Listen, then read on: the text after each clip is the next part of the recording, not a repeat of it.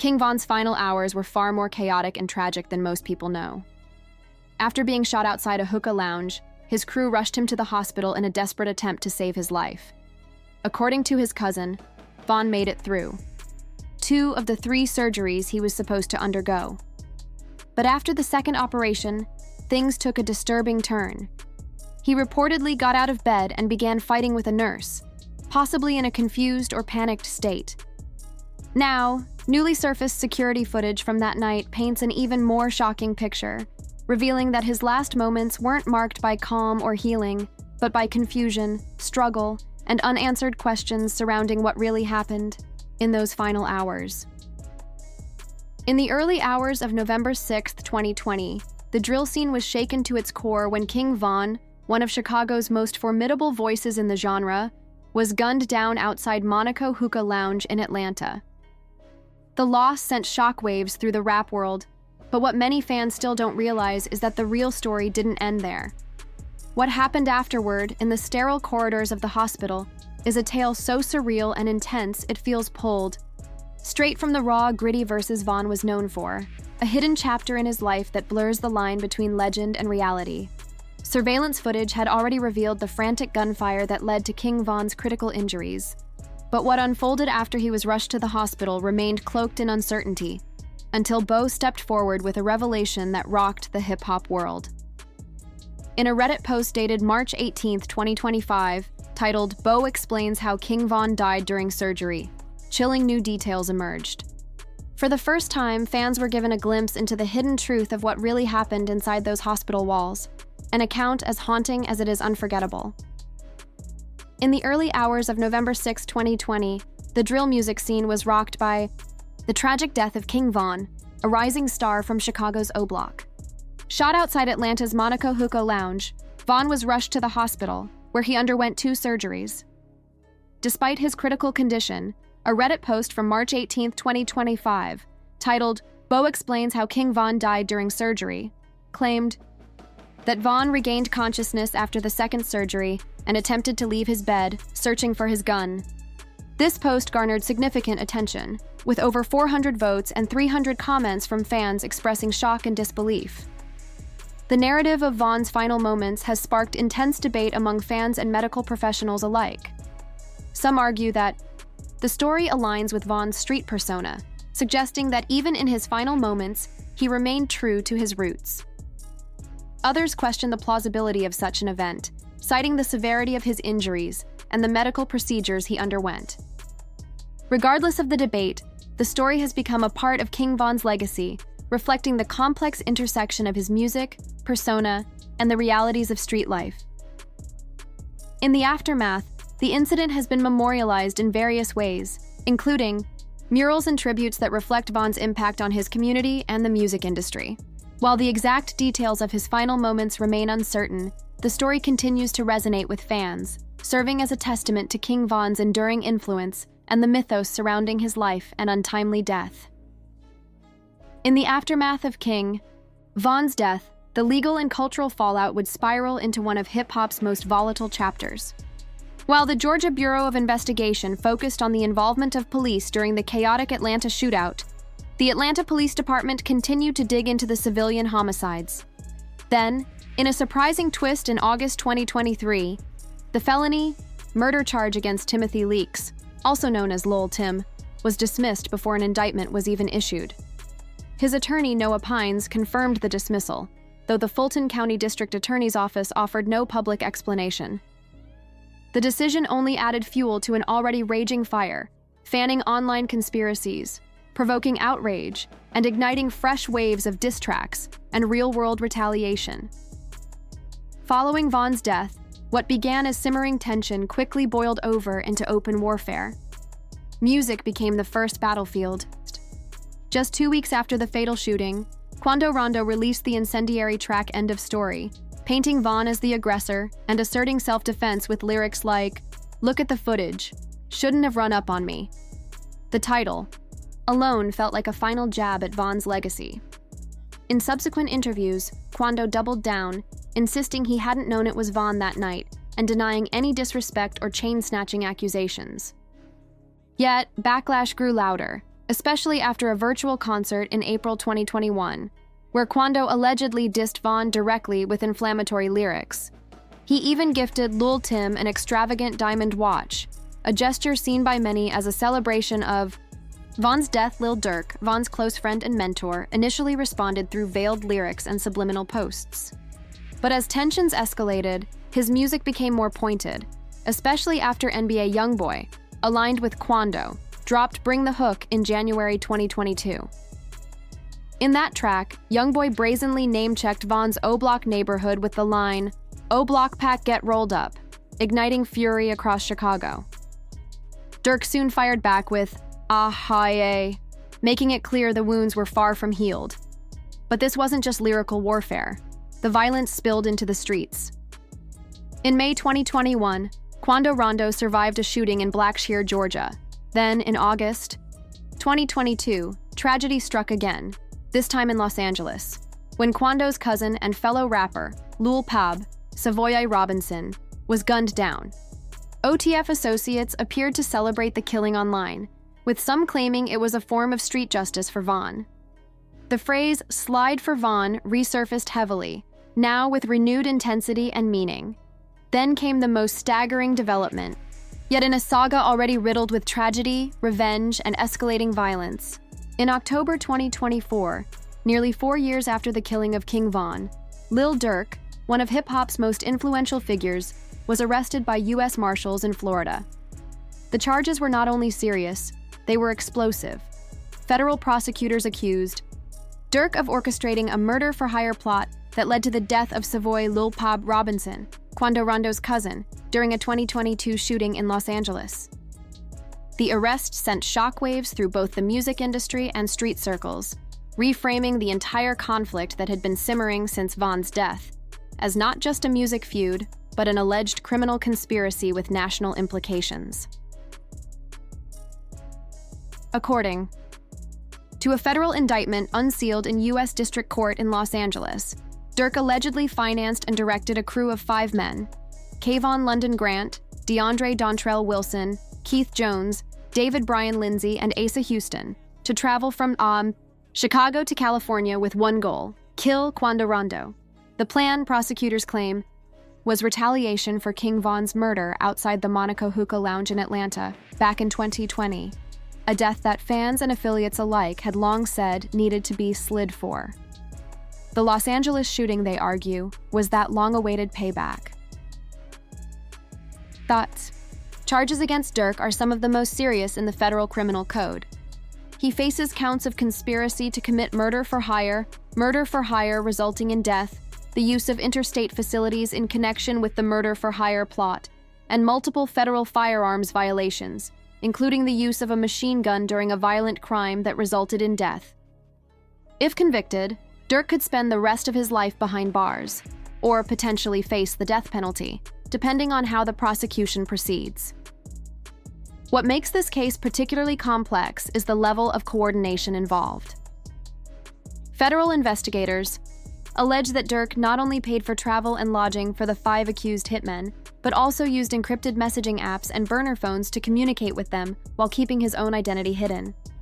Financial records, flight bookings, and text messages, one of which read, "Don't book no flights under no names involved, Whitney," are being used as key evidence to establish Durk's role as the alleged mastermind. The case has captivated the public for more than just its high-profile names. It highlights a dark intersection of fame, music, and criminal enterprise, where lyrics may mirror real-life violence and feuds once thought to be for entertainment spill blood in cities across America. For Durk, who rose from the streets of Chicago to become one of rap's top-charting artists, the stakes couldn't be higher. And for the culture at large, the case poses uncomfortable questions about accountability, authenticity, and the tragic price of loyalty in a world where art imitates life. And life, all too often, ends in death. The evidence?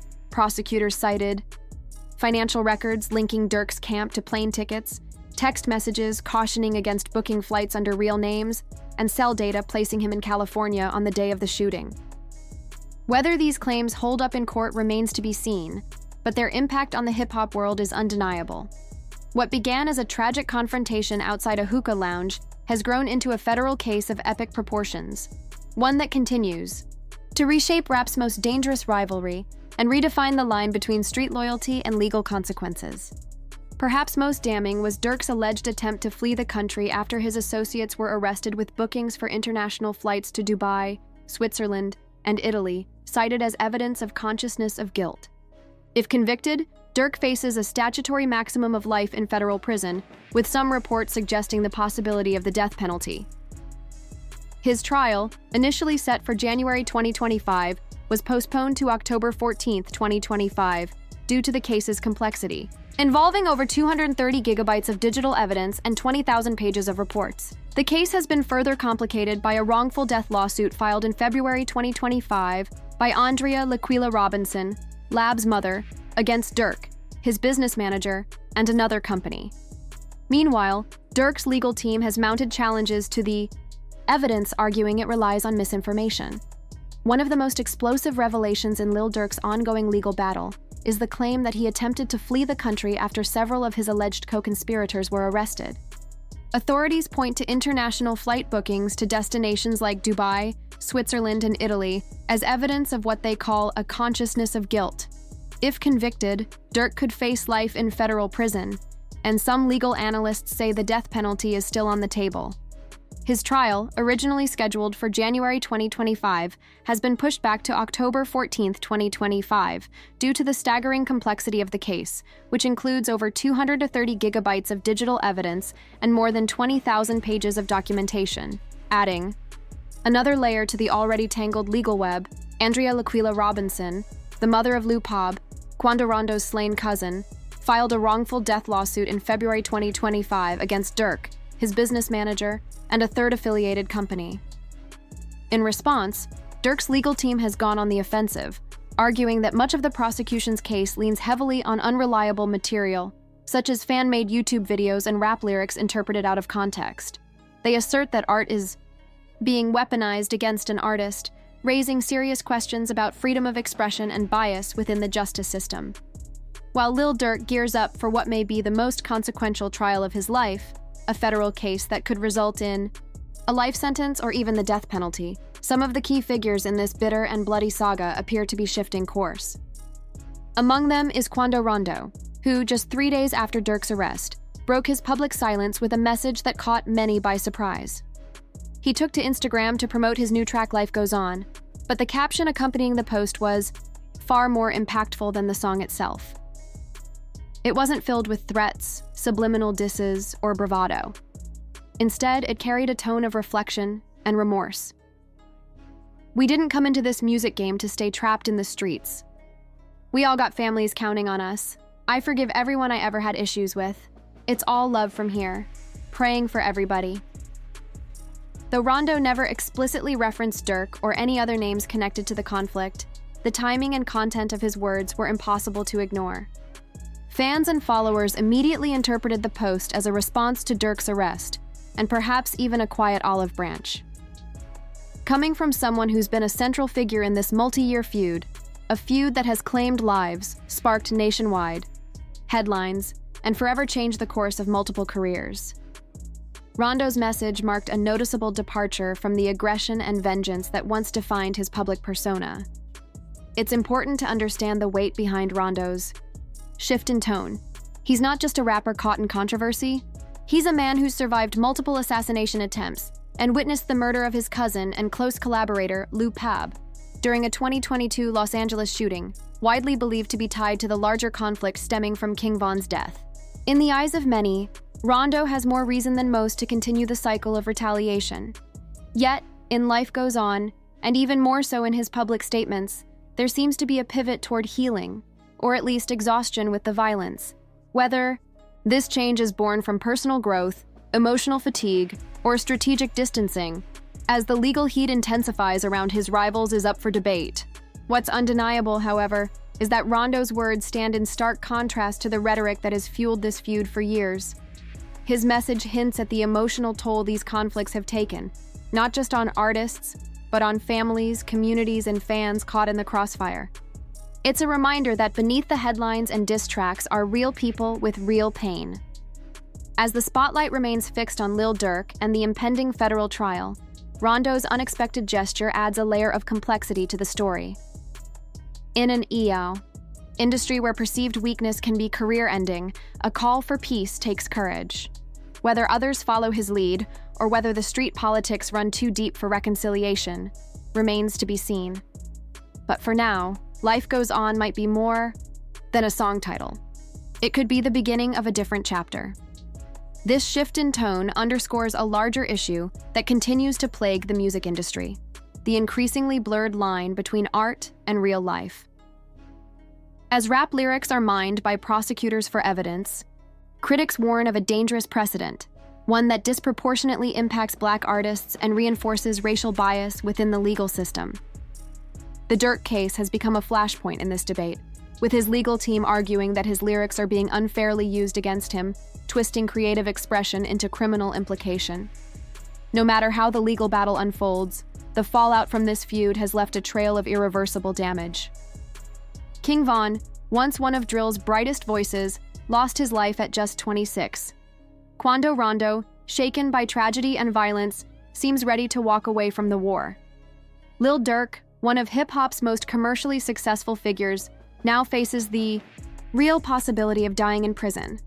And behind the headlines, dozens of lives, from friends and family to innocent bystanders, have been caught in the crossfire. Even as calls for peace grow louder, the courtroom drama ensures that the conflict will remain front and center, its legacy still being written in both legal records and rap lyrics alike, including YouTube videos uploaded by fan accounts and song lyrics that prosecutors have cited as evidence. While Lil Durk's legal team battled federal charges, two key figures in this saga took markedly different approaches to the escalating situation. 3 days after Durk's arrest, Quando Rondo posted a cryptic message on Instagram alongside the announcement of his new track, Life Goes On. He wrote, "We didn't get into this music industry to make it just to stay caught up in this street. We all have families and communities counting on us. It's time to leave all that behind. We've already lost so much, and it's heavy on my heart to forgive anyone I had issues with in the past. It's all love from me. Praying for everyone." Though Rondo didn't explicitly mention Lil Durk, the timing and content led many to interpret it as a response to Durk's arrest, and perhaps an attempt to de-escalate the conflict.